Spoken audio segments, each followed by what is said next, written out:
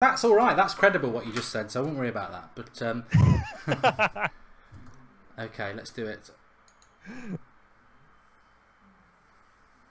Hello and welcome to the United Stand. It's Manchester United versus Bristol City in the Carabao Cup, and it's a preview. But we'll also be talking about what I believe is a massive problem with Manchester United. You know, Manchester City could go and sign Van Dijk, Sanchez and Weigl in January, and United could sit on their hands. And there is a few people today, now I'm not saying they're credible or they're not, but there are journalists out there today saying United will do no business in January unless a massive opportunity steps up in front of them. I'll tell you now, Manchester City will probably go and sign 2 players in January. We're 11 points behind them. I don't think that's acceptable. We'll be talking about that, but it is a Bristol City versus Manchester United preview. I've got Drawty on the show. We're just talking about there. I mean, he is going to give us an insight to Bristol, but I don't actually know the angle he's coming at, and I don't want to get it wrong. So the floor's yours, Drawty. How is it? And we will be talking about Mkhitaryan, Shamiak. What is your expertise on Bristol? My granddad, believe it or not, did play for Bristol City a couple of times in the 1950s, and you can tell by my Bristolian accent I'm from Bristol. Yeah. My family are all Bristol City fans, apart from me, who's United. But knowing Bristol like I do, and having been to quite a lot of matches as a kid, I kind of keep an eye on them. So I thought I might be able to help on this one, possibly. It's a bit like me and Forest. So you're a Bristol fan, effectively. Yeah, but Bristol City beat Forest on the weekend, so I thought you were upset. No, I didn't even know till Sunday night. But no, it's a similar story. Yeah, you know, texted me crying about it. Yeah. No, I am from Nottingham, and I did used to get taken to Forest games as a youngster because of that. But I'm a United fan through and through, as is Drawty. But he can give us that insight in Bristol, who are doing very well in the Championship. And I agree with Jose Mourinho that the Championship is not what it was a few years ago. I think people are expecting youth to be played. I mean, let me just give you the blast of what Mourinho said. He's going to play a strong team. He said that he might play Mkhitaryan. I feel that if Mkhitaryan doesn't get involved in this game, it's probably curtains. But he does need... I mean, well, you tell us. I think United need to... I'd love to see Angel Gomez. I'd love to see Twan Seaby. But I think we need to show Bristol City a little bit more respect than that. To be honest with you, I'd be surprised if Jose puts out a weak side. Because the way City are playing at the moment, they are flying, they're in good form, and I kind of think if you're going to play fringe players in this type of match, it's going to be very, very dangerous. And I just don't think at the moment, whilst we've got the whole thing of, you know, 11 points behind City, do you really think Jose's going to risk it? Do you really think he's going to play like all the fringe players in this game? It doesn't feel that kind of game. It's not like a League One or League Two side. This is a team who are 3rd in the Championship and are currently flying. I can't see him playing too weak a team. Jonathan M says, Mark, drink more beer. All I'm thinking about is Yogi Bear and something sinister. But I am drinking beer. But because I've just broken up for Christmas. We're not at work, and neither of us have. We're finished for Christmas, back of the net. I know, it's great. It is fantastic. And but I am looking forward to tomorrow. I love football at Christmas, and there's lots to look forward to in relation to that. But I do agree with you. And also, I mean, what's your thoughts before we get into the game and who should play and what the strengths of Bristol are? Because I'm interested to know that. We won the League Cup last year, and obviously it's a nice cup to win because it's over in February and you've got a bit of silverware. But when you look at the other games, Arsenal is still in it. I think Arsenal are in one quarter-final, we're in the other, Chelsea in the other, City in the other. So it's not actually going to be a straightforward tournament to win. And I'm looking at the live comments there, and a lot of people are saying, I hope we get knocked out because it's a load of rubbish. I mean, the perception of this cup and United, it probably isn't going to be as easy as last year to win it. No, but the thing is, Jose loves his competition. It breeds sort of that winning mentality. It gives a trophy to the club. It still counts as a major trophy, even though a lot of people say it's a tin pot. You've got to admit the draw was a little bit sketchy this year. It's funny how all the big teams are being kept apart. Well, it was was this the late draw as well? The one that was meant to be live but was done behind closed doors? This is the one that I got a text about saying Bristol City were playing Manchester United an hour before it was released, even though I wasn't supposed to know about it, but did know about it, if you know what I mean. Even though they had... Apparently, there was a problem with Twitter, and I put in inverted quotes, you can't see my fingers. It does seem a bit dodgy. You know, we don't know what happened. How has it happened that Bristol City are playing a Manchester United at Ashton Gate? I don't get it personally, but if we want to go far in this competition, obviously City, we should roll them over. But then you've got Manchester City, as you said, Arsenal and Chelsea. Do you think Jose's going to put all his eggs in one basket and go for this trophy? Probably not. I don't think it's on the same level as last year. I genuinely think the Champions League's probably his priority right now. Yeah, I agree. I mean, talking about Manchester United, I would be amazed if Pogba didn't play. He's not been injured. He's been suspended, so he needs game time. I'll be amazed if he didn't play, and then he play against Leicester on Saturday night. I think Luke Shaw will probably play. But apart from that, I think it will be a strong team. I expect people like Martial will play. I think Matic will have to play again like he does every week. I don't really see any player of the fringe coming in, i.e. what people want to see. Angel Gomez is being mentioned quite a lot, and Twansibi, even McTominay. I don't think we'll see them. But more importantly, what sort of football team are Bristol City? Are they fast? Are they skillful? Are they hard? Are they a grinding championship team? How do they play, and what are their strengths? They're not a free scoring team, I'll say that much. I think the problem with City, last season they were crap. Every time I'd been to Ashton Gate last season just to see some football, they were crap. And I don't know what's happened this season, but Lee Johnson's just turned it all around, and all of a sudden it's just clicked. So, but it's a weird thing because he keeps changing the system, so it's going to be difficult to kind of guess what he's going to put up against United. He was sort of playing three at the back with wing backs, and now he's gone to a 4-4-2. Joe Bryan, young lad, he was a left back. Now he's playing as a left winger. Aidan Flint, who's a centre back, sometimes being played as an auxiliary striker. He's got 6 goals this season as a centre back. Mental. Bobby Reid, again, Bobby Reid is not a scorer, and yet somehow this season he's got 10. So I think everyone's been surprised with Bristol this season. We thought, they were going to struggle, probably go for relegation again, but somehow they're up third in the table. So United come in at this point in time on the back of a couple of wins, but again, not convincing wins. Jose needs to build momentum. If we get knocked out of the cup, it's not a good thing for United to be knocked out against a lower league team, no matter how well they're playing or whatever. You would expect United to win this one. I think it's going to be a grinding result. City will put pressure on the players, but if Pogba's back in the team, I can only see it going one way, and that's a United win. And I think a comfortable win. I'm thinking maybe 3 or 4-0. Yeah, I must admit, when the draw was made, I thought, that's a potential banana skin. But I think because of the way it's fallen, Pogba needs game time. Whether Pogba would have played if he hadn't been suspended is debatable. So I think United's team, by definition, and will be stronger because they've got to play Pogba. It's interesting because I know we get a lot of people watching the United stand who aren't from the UK, and I don't mean to offend, because you may understand what the Championship's all about. You may know a lot about Bristol. Fair play if you do. But I saw a comment there saying we'll blast them. They're crap. That's a bit derogatory because Bristol's a massive city in the UK. Ridiculously, never had a certainly never a Premier League side. And I don't know where Bristol rank in relation to size, but they are certainly one of the biggest cities in the UK. But they never have a team in the top league. They're doing particularly well at this stage of the season. As Draughty says, they're in third. I'm sure it'll be a rocking atmosphere, as it should be when a big club comes to town.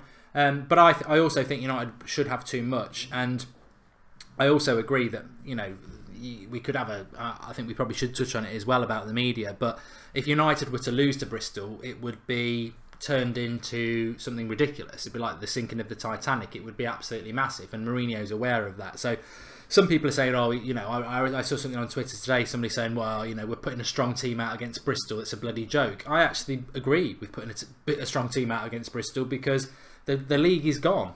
We need to respect the league and try and retain second place, but the league is gone, and Mourinho loves this trophy, like you said. Look, United are not going to put out a weak team against Bristol. It's just not going to happen. Jose takes this competition seriously. He'll want to get into the semi-finals. The other thing is, in the semi-finals, it's over 2 legs. So even if you do draw Manchester City, it'll give him a barometer of where they are against that kind of team, or they could smash Arsenal and Chelsea and go through to the final. Either way, United are going to play to win tomorrow. They will win tomorrow. And it's only going to go one way. I just think this is the perfect opportunity to kind of, over the Christmas period, get some momentum going for the Champions League. Yeah, definitely. Dr. Chunky Biscuit says, surely a Manchester United fan shouldn't know much about Bristol. Well, if you live in Bristol, you probably do know a lot about them. I know a lot about Aston Villa because I live in Birmingham. Hey, look, my brother's a season ticket holder. All I ever hear about is Bristol City. So, you know, it's hard for me not to understand what he's on about. But Manchester United are a global club. That's what defines Manchester United. Manchester United have been a global club since the 50s. If people don't like the fact that you might know something about your local club, bite it. Don't fight it. It's the fact. You know, you are. I go to work with a lot of Villa fans. I know a lot about Aston Villa. I don't support Aston Villa. Fact. But I support Manchester United. But you will be defined by where you live. That's the reality. The interesting thing is that if we'd had Pogba, we would look. This is a really good point from Lewis Terrin. Look, in relation to Bristol City, I think Draughty's gone 3-1. I'm going to go a little bit more conservative and say 2-0. I'm really looking forward to it because Bristol will be. It's a massive game for Bristol, and they'll treat it like a cup final. It will be a fantastic atmosphere, and United will need to be on their game. And I think it's a great bit of audition really for Leicester, which will be a difficult game as well. So I'm looking forward to seeing Pogba back. Where do you stand on Mkhitaryan? Do you think he will be involved? Do you think if he's not involved, that's curtains? Do you think if he is involved, he can work his way back in? I mean, that's a big talking point for this game. Totally snubbed for about 5 weeks now. I kind of think if Mkhitaryan's not going to play, it's curtains for him in January. I think this is the type of game he has to play in. You know, if he's not going to play fringe players and he's going to play a fairly strong team, again, Mkhitaryan needs to play well against a lower league team. He's not been playing well in the Premier League when he has been in. Obviously, he's been dropped for the last. Is he not even been included in the last 5 matches? Yeah, not even in the squad. He's not been making the bench. No. No, that's a problem for Mickey. I just think maybe he's not cut out for the Premier League. Maybe he needs to go back to Dortmund. I'll have Vigal. Yeah, well, wouldn't we all? But it's not worked out for him. And the thing is, tough love has clearly sort of worked with Shaw, but I don't think tough love's going to work with Mkhitaryan. It's a weird one with Mkhitaryan because in October when he was playing every game, and I gave him a lot of stick after the Anfield game because that bottling tackle of a 50-50 with Salah just infuriated me. But Mourinho kept picking him and kept picking him, and I said it, and Ross said it, and a lot of people said he needed dropping, and he kept playing him, Then we had the international break, and then he's just totally and utterly snubbed him. I almost feel that with Mkhitaryan, I don't know what you think and people think at home, I almost feel that Mourinho stood by him in October when a lot of people said he needed to be dropped, and he gave him longer than he probably should have done. But that's it. I gave you long enough. You didn't back that faith. Your chance is gone. I don't think, because if you think back to his start at United, it wasn't a great start either. I think Mourinho's already made his mind up, regardless of what happens tomorrow. I think Mkhitaryan's finished anyway. I think Mourinho's realised he just doesn't have the mentality or the physicality for the league, and he can't trust him. And he might give him games here and there, but I personally think he's done either way. But then why is he stuck by Shaw? Because Shaw's gone through the mill a lot longer than Mkhitaryan. Well, there's rumour that Shaw's going anyway. Regardless is he, though? of this. Is he? I mean, if he puts in a couple of good performances over the Christmas period, I don't think he is going to go. Well, I'm a big Luke Shaw fan, as people know, and I want him to stay, but I think it was quite telling at the weekend that Valencia gets injured, we shift Ashley Young to right back and we bring Rojo on. Rojo was at fault for the goal and nearly gave us another goal away. I mean, Rojo is crap at left back. He's an awful left back. He's a good centre back, but he's a crap left back. He's got a big gash in his forehead. Luke Shaw's been fantastic, and he brings Rojo on. And I mean, I'm only relaying what the rumour is, and the rumour is that Luke Shaw is still up for sale in January, and Mourinho wants someone else. Here's the problem, right? Luke Shaw is an out-and-out left back. That's what he is trained to be. He is a left back. Ashley Young started off as a left winger / forward and has ended up at left back. Antonio Valencia was bought as the replacement for Cristiano Ronaldo as a winger from Wigan. Ends up as a right back. We are playing fullbacks who are not fullbacks, and I think to sell Luke Shaw and not have an out-and-out left back is madness. Because Rojo's certainly not a left back. No, but he brought him on at the weekend, and it nearly cost us the game. And this is the thing. And Lindelof can play at right back. And when we've had a back three, Lindelof is comfortable on the right-hand side of that back three. But he's not comfortable as a right back out and out. So in which case, we just need new fullbacks anyway. I think it's madness to sell Luke Shaw. I really do. He's only 22. I know he had the horrendous leg break and it's taken him a long time. Obviously, you have all the psychological stuff that comes with that as well. But I don't want Luke Shaw to be sold. I genuinely think he can become a very, very, very good left back. Ultimately, if Luke Shaw's sold, it's bad business because, like you said, he's 22. I think he can be the best left back in England, and I've said that for numerous years.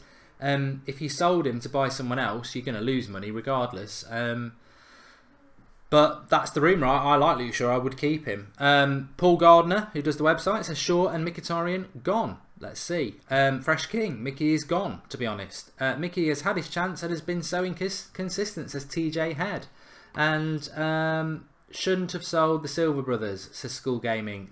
Talking about Raphael, we shouldn't have let him go. I do agree with that. I mean, not only was he half decent, he actually got what wearing United shirt's about, and I think we struggle for that at the moment.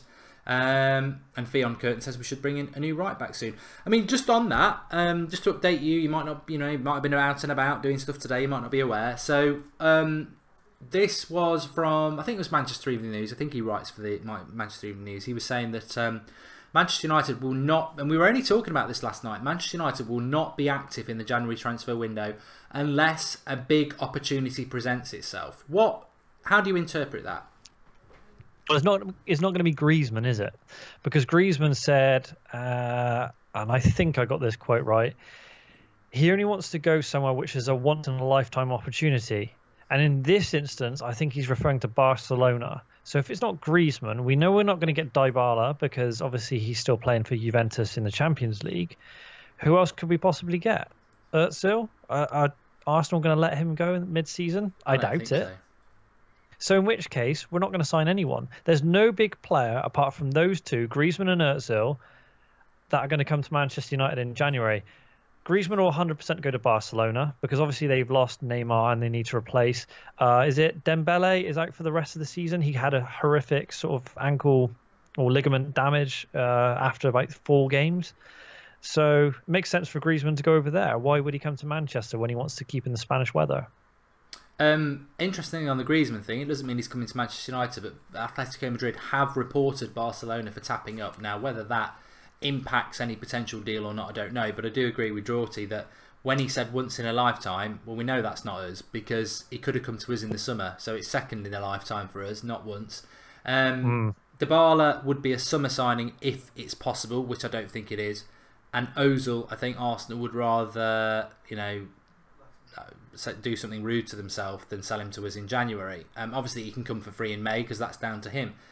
So I sort of, when you interpret like that, I sort of understand it because that's the problem with the January transfer window. Signing good players is very, very difficult because they're attached, this, that and the other. However, I do marry it up with what a lot of fans will feel very, very angry because we have a shortened transfer window because of natural reasons. It's going to be shortened to the middle of August, I think. It's then halved because of the World Cup. That does impact on signings. I don't care what anybody says. And United probably need, I believe, 4 or 5 top-class players to get close to challenging City next season. Forget this season. I don't think Woodward can do that and sell players in a month. So we need to use January. If we don't use it, we didn't use it last year, it sort of sets us back because I think we messed up. I personally think I said it on August 31st. I think we wasted last year. I don't think we got the players Mourinho wanted. So we're already playing catch-up. To ignore January, I think it's just going to irritate those people who are United fans who are already irritated. I can just see them getting a little bit more irritated if we don't do something in January. But you're right, what is there to do? Well, the thing is, Sir Alex always said, there's no value in the market in January. Although Nemanja Vidic and Patrice Evra both signed in a January transfer window together. And yeah, exactly. There is value to be had, but it's a very, very small window. It depends if a club's dropped out of the Champions League or they're not doing very well in the league and they want to sort of move up. I think that's one contributing factor to January. Going back to your point on the summer, United did spend a lot of money. The only problem is players are costing so much. You can get less for your money now. And I think that is the issue we've got at the moment. City are just free spending. And as I said to you in a text over the weekend, the 11 points, we all think, oh my God, we're 11 points, we're terrible. We're not terrible. What team in the last 150 years of Football Association football have won 17 out of 18 and not lost a game up till Christmas? It's never happened before. It's never happened before. To be 11 points behind them, having amassed 41 points by Christmas, it's just unlucky. Well, also, just to quickly add in there, 18 games I think is what everyone's played. City have won 17 of them. De Bruyne has played in nearly all of them. United, Pogba's played 8 games. We've won 7. So he's missed 10 games. If we had Pogba, I'm not saying we'd be top, but we wouldn't be 11 points behind. I think Pogba's lost to Manchester United. I don't like the fact that we're a one-man team. I think that is a weakness. But I think we can all sit here tonight and quite confidently say United with Pogba is a far better team. And it's backed up with stats. No Pogba against City, we're crap. No Pogba against Bournemouth, we were crap. No Pogba against West Brom, we were pretty crap. October, we dropped a lot of points, we were crap. Pogba's there, we look like we can beat teams 3 or 4-0. But even if we had Pogba, we wouldn't be sitting top of the table because I agree. I think we'd just be a bit have closer. 17 wins. No, we'd 17 be a bit out closer. of 18. Well, we'd be a bit closer, but we'd probably be about 6 or 7 off still. You know, maybe at an absolute push 5. But it's very, very, very, very rare for anyone to have anything more than 46 at Christmas. So the season that Leicester City won it, they only had 38 points by this point. And I think, was it the last season, 2010, when we were undefeated after 18 games? We had 8 draws. So we've got more points than then. I just think City have set everyone's benchmark a bit too high. And that's the problem. Because we don't want them to set the benchmark too high. But then we start going, well, why are we behind? Why are we so bad? We're not. We've been thrashing teams at the start of the season 4-0. Jose has got a number of players elevated. Obviously, Mkhitaryan's not doing very well, so he's probably going to be shipped out. The team is starting to gel together. We're second in the league, for fuck's sake. You know, we're still ahead of Chelsea by 3 points, and they're the reigning champions. So what does that tell you? And I also think there's a big element of luck. I mean, I have got my eyes wide open when it comes to football in relation to Manchester United, obviously, in this Premier League season. And I don't not look at what's going on. And I think Chelsea, Arsenal, Spurs are where they deserve to be. I think Manchester United are where they deserve to be. We've not had any results this season. I can say we've been lucky. I think we could have a few more points. I think, you know, I look at Lukaku against City last week. Easy chance. Should have been a draw. I look at Lukaku against Stoke. We drew it. Last 5 minutes. Easy chance. Would have been another 2 points. So I can see where United could have more points. Conversely, if United should have another 3 or 4 points, I think City should have maybe 6 points less than what they've got. And I'd point to Bournemouth, where they should have lost that. I point to Liverpool, where Sane got sent off. Mane. Wish it was Sane. Mane got sent off and Liverpool were on top. I'd just point to the Chelsea game, where Morata got injured in the first half and they won it 1-0. I point to the Southampton game, the Huddersfield game. You know, obviously, if you win a game, you deserve to win it. But it's not, it's not the total domination the media are on about. I do think City deserve to be top, but I do think that it's slightly skewed by a number of factors, and I think 11 points flatters them. But it is what it is, and in many ways, I see it as a positive because I think United have improved massively, but they won't like the situation they're in. Certainly, Mourinho won't, and that hopefully should spur us on to do something about closing that gap. And for me, it would be doing something in January. Yeah, I think we've got to be aggressive. I think we've got to be aggressive in the transfer market. I think we've got to be ruthless in relation to the squad that we have. For me, Darmian, Blind, Fellaini, buy, and don't buy them again. We've already bought them. I mean, goodbye. And then I'd be looking in January if we can bring 1 or 2 in, and then 3 in the summer, and then we go again next season. But the thing is, it's the World Cup. It's going to be hard. As we know in the World Cup sort of year, all the prices are elevated in the summer anyway. And also you've got a shortened window for the teams that get on further in the competition. So rather than trying to buy people and sort out contracts in June, obviously the tournament ends, is it the first or second weekend in July? It's quite a late World Cup, yeah. Then players are generally away on holiday for 2 or 3 weeks. So generally by August. Well. Yeah, exactly. So we're already beyond tour. It's going to be difficult. So if United are going to make any big moves, it kind of has to be January, especially if they want to catch up to Man City at the moment. And let's not forget, Manchester City in January, even if we don't do anything, could go and sign Van Dijk because they've got problems at the back. They could go and get Weigl because they want another midfielder. They could go and get Sanchez because he's out of contract in the summer. Man City, this is the thing, Man City are not going to stop. They're not going to stop. They're just going to keep FIFA career mode with loads of money, bang, bang, bang, bang, bang. And that's all they're going to do. And the minute it becomes competitive for Pep, he'll go. But he'll just stay while the going's good. I get that, but at the same time, if they keep buying, you start to upset the balance of the team because then players are thinking, well, someone's going to come in to upgrade me. And then that's when there is a point where you have a balance in a team and it works. And at the moment for City, it seems to be working. If you brought in someone like Alexis Sanchez, who apparently can be sort of disruptive to an Arsenal dressing room, especially when he's grumpy and moody and he's not in the mood for the game, who's he going to knock out of that team? Sane, Aguero, Jesus, it starts looking a bit like they've got too many players going. Then if Van Dijk comes in, obviously John Stones is injured at the moment. So I think it's kind of a good thing if they keep buying players because then everyone's just going to be really unsettled. And I think maybe that will be their downfall. Yeah. I mean, people say, I've had this quite a lot recently, stop talking about City. We're not actually talking about Manchester City. We're talking about Manchester United because that's what we are. And we're talking about how Manchester United become the biggest club in England because there is a threat. There is a threat. And I get quite irritated by people stop talking about City because I think it's very defeatist and weak. The reality is there's a danger. Do you want to close your eyes and stop talking about it, or do you want to open your eyes and try and defeat it? Because that's what we're doing. I'm not praising Manchester City. As I said last night, I've got no respect for them. The FA, the Premier League, should be ashamed that they allowed somebody to come into our league who was bored and had a load of money and decided, oh, will I take Villa? Will I take Everton? Oh, I'll take City because they've got a free ground. That's why they picked them. They're not closet Sean Goater fans. They picked them because they got a free stadium out of it. So they've got no loyalty to City. And then they pumped loads and loads and loads of money in.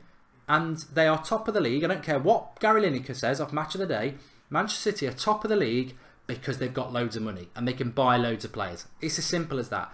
But actually, I don't really want to be salty about it. I want to know how Manchester United, who've got more money than anybody because they're funded by the fans, how do Manchester United defeat what I decide and define as an evil in football? This is not, we don't want this in football. I don't want PSG. I don't want Man City. I don't want rich billionaires to come into football and make a mockery out of it. They don't know anything about bloody football. They're just rich people who want to be involved in the biggest brand in the world. And it's Manchester United who are the biggest historical entity in football's responsibility to win. It's good against evil. It is. But how do we do that? Well, the United way is youth, as we know, with the Busby Babes, Fergie's fledglings. It's kind of... But have we got the youth to do that? Because the United way would be, we bring players through the academies. They're really, really talented. They get to, senior level, and then we start dominating again.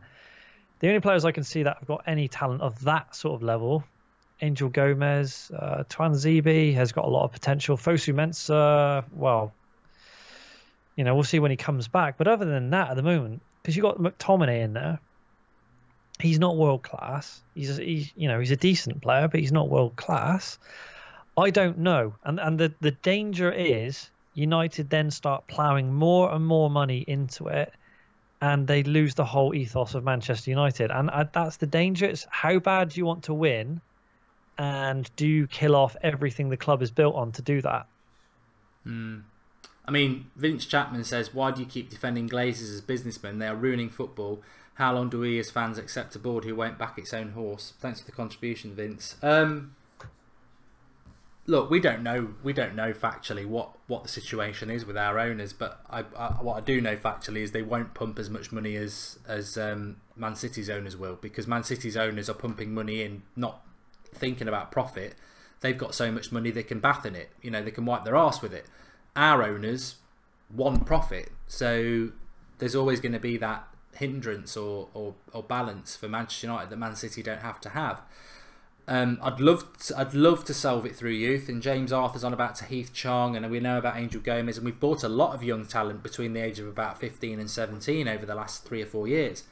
I don't think that's going to win us the title anytime in the next 5 years.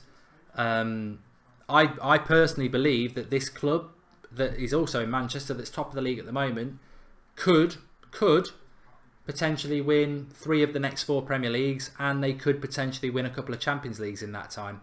It's an immediate problem for me. That's why in January I think we've got to be aggressive. I think we've got to be aggressive in the summer. We can be patient, and I think the youth's there, and the youth will be good, but that might take 4 or 5 years. I think United need a plan for now. I don't want to concede this title, but we have. I certainly want to be challenging for next ones better than we have done this year. I think there's only one solution to it. I think there is only one solution. I think we have got young players coming through, but that's a future solution. I think for now, there is only one solution, and that is to go out and buy 4 or 5 top-class players. But then you're going to get all the fans going, you know, we're plastic and we just want glory and you just want to come in. It's just like, well, how...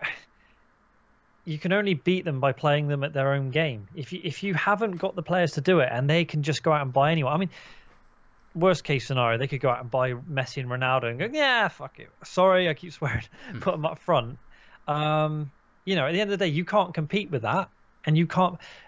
And that's the difference when you've got an owner who comes in here can just burn through cash. A bit like when Abramovich did it in the mid-noughties. And he just bought an entirely new Chelsea team. Look, Wolverhampton Wanderers, they've kind of got the same thing going on in the Championship. Is it, who's the agent? It's George Mendes. Yeah, Mendes. Basically, it's all loans, isn't it? From big clubs in Spain. Exactly. Ruben Neves, quality Portuguese player. You know, he was playing in the top league of Portugal. He's in the Portuguese national team with Cristiano, and he's playing for Wolves. How has that happened? And this is the problem. When they get up to the Premier League, they're going to have loads of money, and they're going to try and be the next Man City. So I agree with you of, you know, you have to do it for now, and you have to buy players. I'll be honest with you. I know United have got financial power, but I don't think they got the financial power of City. No, they don't. And also, what you will get back is, because I've got to put the hat on of neutrality, and the fact is there are United fans who don't like Mourinho. They don't like the way we play, and they will say, well, he's only spent £20 million less than Pep Guardiola. But I have to defend this passionately. Yes, Guardiola's probably only spent a little bit more than Mourinho in 2 seasons, but you've got to look at the starting point. Manchester City have won the title in the last 3 years. Manchester United haven't. Guardiola did actually inherit his best players. De Bruyne was already there. Aguero was already there. Company was already there. David Silva was there. Sterling was already there. Sterling was already there. What did Mourinho inherit? De Gea. That's pretty much it. That's the United squad is Martial. And United squad starting point compared to Guardiola is almost 200 million just to get what Guardiola started with. So that's relative, but also it's the United squad's the problem. It is stacked with what I would define as 6 out of 10 players. Your Daley Blins, your Darmians, your Fellaini's, your Mattas. They're not terrible, but we've got too many of those sort of players. You could trim our squad by 10 and buy 5 top class players, and we'd be a better squad. And I think that's the problem Mourinho has. It's people are like, and I agree with you, they'd go, oh, we're just plastic if we solve the money by buying.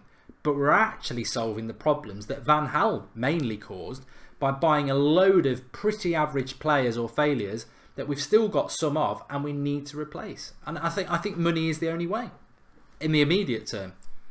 In the immediate term, yes. But then if you're going to do that, they also have to be young players, a bit like Matic. 40 million on well, he's now 30. That's a short-term solution, and it's a lot of money on a short-term solution as well. So then, Well, I in think it was you 2 or 3. who said that as well. It's the trouble with Matic is he's a great player, but he's a great player for now. He's not a great player to be building with. He's good now. Your team's got to be ready now with Matic because he's only probably got 2 years, this and next. Well, the problem is with Matic, as we said, he is very much put in there because we had a problem, and he was an instant fix.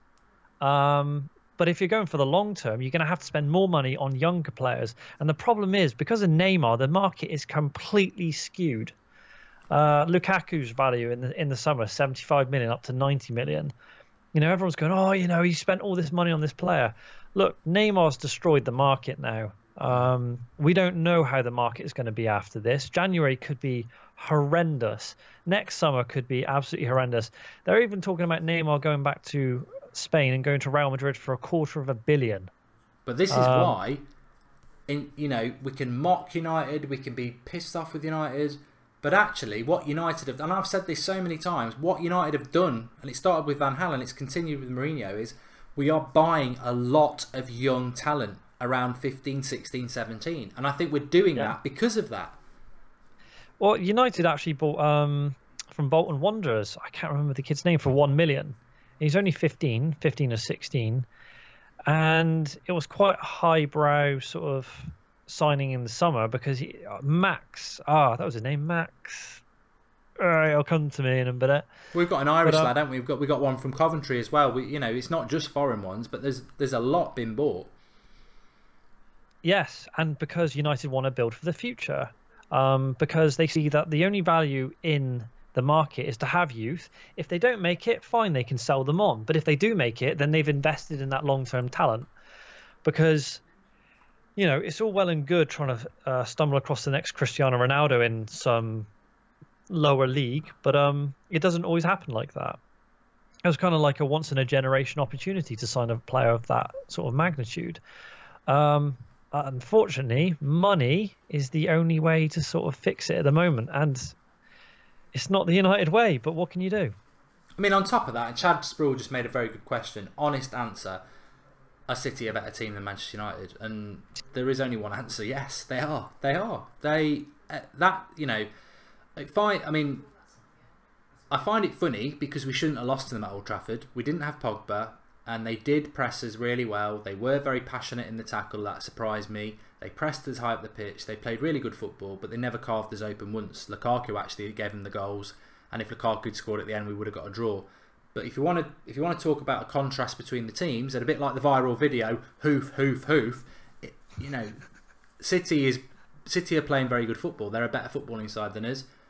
And I do wonder why we didn't go for Sane, because as a left winger, he is exactly what we need. And it hurts to say that, it does, they are a better football side than us, but it's quantified by many factors, none more so than that surely he should have a good team when he's basically opens a checkbook and goes wherever he wants. Well, this is the problem. I think the issue is everyone's saying they're the greatest Premier League side of all time, which is a complete slap in the face of the great Premier League sides of United, Arsenal, Chelsea. They're not the greatest Premier League side. They haven't won anything yet. They're a very, very good footballing side. They play some pretty stuff. I'm not denying that. But at the moment, no one has challenged them. And I think once someone challenges them, once someone gives them a really tough game and a run for their money, then we'll see where they are. But at the moment, everyone seems to be bending over backwards and letting them play. And unfortunately, that's sort of detriment to the league and the mentality of everyone else around. That's, take nothing away from them. But they also have been very, very lucky. Twice they've had a goal scored in the 97th minute. What can you do? I think as well, you're right, because I don't think they're going to get. I don't think they'll even echo the Invincibles, and the Invincibles were nowhere near as good as United 08 and 99. In fact, I think 97, 98, 98, 99, no, 97, 98. Arsenal team was actually better than the Invincibles. It's just the Invincibles get a lot of credit because they stayed unbeaten, but they drew a lot of games. I think the 97-98 Arsenal side was better personally, but I don't think City will even go unbeaten. And you're right, Liverpool were better than them. when Mane got sent off and went down to 10 men. Morata got injured in the first half for Chelsea and that messed them up. And United didn't have Pogba. So really all they've beaten is Arsenal and Spurs in Manchester. And everyone knows Arsenal and Spurs are the biggest jelly babies in the world when they go past Watford. So I think they have been fortunate because the big teams that they've played, they've had circumstances that have gone their way. Pogba not playing for us, Mane being sent off and Liverpool going down to 10 men, and Morata getting injured in the first half. They have had luck. They are a good team. I would expect them to be a good team with an open checkbook, but I'm not convinced. I think they'll win the league, but I don't think it will be anything special. I don't think they'll even be in the top 5 Premier League teams. I think they will get beaten. But above and beyond, it's Manchester United's job, and ultimately we can talk about Mourinho till the cows come home. If he's not given the resources to do it, and he's already admitted he didn't get it in the summer. I mean, I was talking about Perisic last night, and whatever anybody thinks about Perisic, the fact is he can cross from the left and right comfortably, and we haven't got anyone who can do that. So Mourinho wasn't backed in the summer already. So it's not on Mourinho's shoulders. He publicly made that clear 3 or 4 times that he didn't get everybody he wanted in the summer. If it doesn't happen in January and it doesn't happen in the summer, as much as we'll be frustrated, there is only one place to be frustrated at. What? The board? Yeah, and look, I don't want to go down that route. What I want them to do is show the fans, because we fund them, that the profit that they get comes from the fans. What they need to do, and it's not, I'm not saying get the scarves out or anything like that. What I'm saying is basically over to you. The ball's in your court. We can play the slow game and let City win 3 or 4 titles in the next 5 years, or we can be aggressive and do something about it and be challenging next season. But to do it, we can't use the youth now. They've got to spend money. I don't like it. I hate it. I agree with everybody. I don't like that we've got to spend money to solve this problem. But actually, it is the only solution at the moment. But then you keep, if you flip it over, has the amount of money he spent, has he spent it wisely in the right areas? Well, that's we spoke about it a couple of months ago of most of his signings, with the exception of a few, and he's only signed 7 players, have been a success. But the amount he spent on those players, could he have got better for less? 90 million on Pogba. We know Pogba's world class, but could he have got, say, 2 players which aren't quite as good as Pogba? Lukaku was massively overpriced. Well, this is it. And if the board are setting him a budget and saying, look, you've got 175 million, hardly any other clubs in the Premier League can spend that apart from City. Arsenal certainly can't. Spurs definitely won't with Levy and their new stadium being built. Chelsea under the new Abramovich era aren't going to spend that kind of money. Liverpool definitely don't have that kind of money. So United are still in the top 2 of financial power. And unfortunately, if you're spending £90 million on a striker who's actually, only proven with West Brom and Everton, yes, he was probably ready for the step up, but he's not handling it now. You've got to say, well, unfortunately, you've blown a massive part of your budget on someone who's underperforming. But that's not necessarily Mourinho, is it? No, it's not. But again, budgets and stuff come into it. And sometimes you have to go, well, right, this is what I've got to work with. Is there anything better for less? Perisic probably would have cost, what, you reckon, about £40 million? Well, the story is we didn't get Perisic because we didn't have the money. And we probably didn't have the money because we'd spent too much on... Well, I think Matic was worth 35, so that's 5 million. I think Lukaku was worth 60, so that's 15 million. So that's 25 million, and we probably had about 40 for Perisic. So, we weren't far off with Perisic, but I think we overpaid on Matic and Lukaku, and that stunted that deal. But just imagine we hadn't bought Lukaku, right? And you say, United have bought Perisic for around 40 million. There'd probably be another 35 million left. Gabriel Jesus only cost City about 35 million, I think it was, 33 million. And he seems to be a very, very good... I wanted him before City bought him. I remember him being linked to us. I mean, I wanted Sane as well, but we were linked to him and we didn't get him as well. And this is the thing. There are players out there who are very, very good for a lot less money. Unfortunately, when you buy in the Premier League, you're already buying that Premier League proven imaginary tag that's attached to them. And teams know United have money, so they're fleecing them.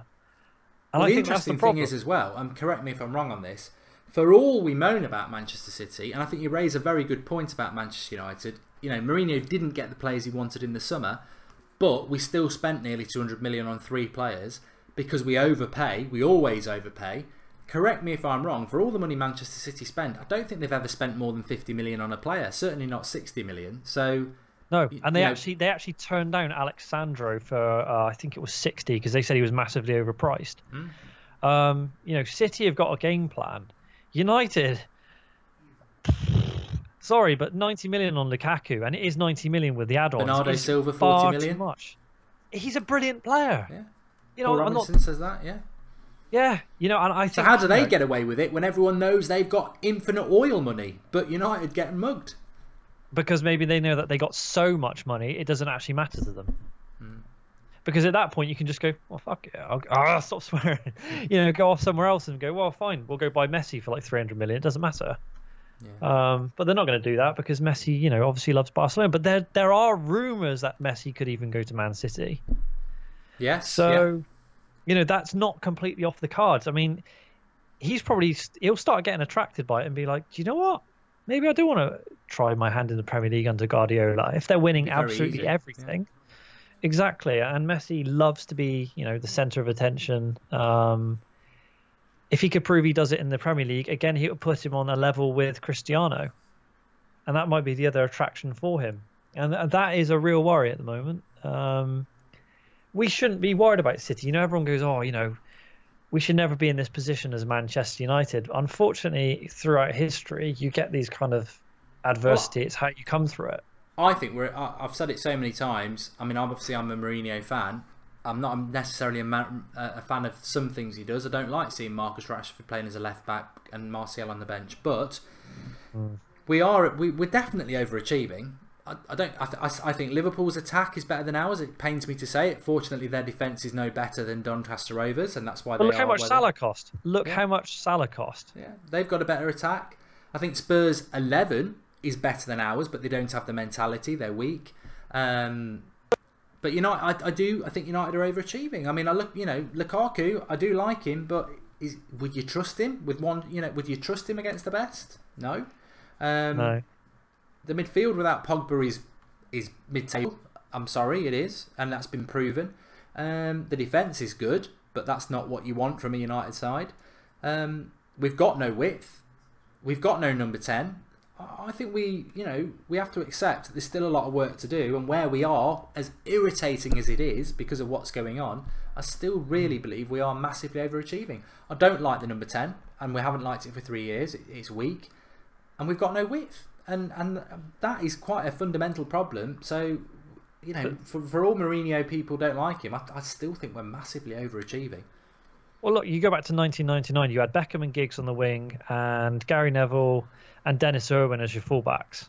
You know, we were all about bombing forward, getting crosses into the box. Beckham, you know, the best crosser I've ever seen in my life. Beckham was my hero. So, and now we've got Ashley Young, who was a winger playing as fullback, and Valencia as a failed winger playing as a fullback. And the thing that really gets to me is when people go, but he's the best right back in the world. He's not. He's simply not. He is a winger who is just being converted into a right back. He's done a fantastic job, but he is not a proper right back. The first thing United need to do is get proper fullbacks who can actually bomb forward and can actually put a cross in. You know, and then you've got some width on the pitch, because Valencia, his final ball is atrocious sometimes. And Ashley Young, you know, how he's ended up as a left back, I don't know. I know his performance against Watford was fantastic, and I'm not taking that away from him. But again, these are two guys who are 32. You know, they're coming into the twilight of their career, and they're not the best in their position that we could have. And I think that's the problem. United have got square pegs in round holes and are just patching leaks at the moment. It's funny as well that you know, three players Mourinho got rid of. Lukaku, Salah and De Bruyne, and he's brought the worst one back, and Salah and De Bruyne are just arguably the two best players in the Premier League this year. I think Mourinho will be hurting, and hopefully he'll react, but we've been live long enough. Fantastic show. Thanks everyone for watching. Please do drop a like. It'd be nice to whiz past the 500. We're nearly there. But really enjoyed having Drawty on. It was a Bristol preview, but as we anticipated and wanted to, we wandered off into other areas. Really enjoyed the show. Thanks for coming on, pal. That's all right. All good. Glad to be on for like, what, only like the 4th time this year? You can follow him. Is it at the Drawty Devil or is it at Drawty Devil? I think it's _ Mad Marcus. Yes, it is. And they're the same person. And then, yeah, I don't know what else I was going to say. Back tomorrow night, obviously, watch along. I think it's an 8 o'clock kickoff, so we'll be live at 7 o'clock for that. Do join us for that. Have a good evening. Live comments, absolutely fantastic as per usual. Don't feel down about... I'm getting irritated by people saying, let's stop talking about City. Because I interpret that as, let's accept we're losers.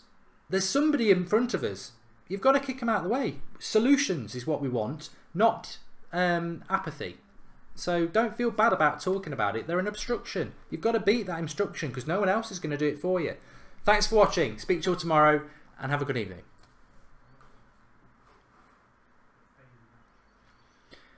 Thanks for coming on, pal.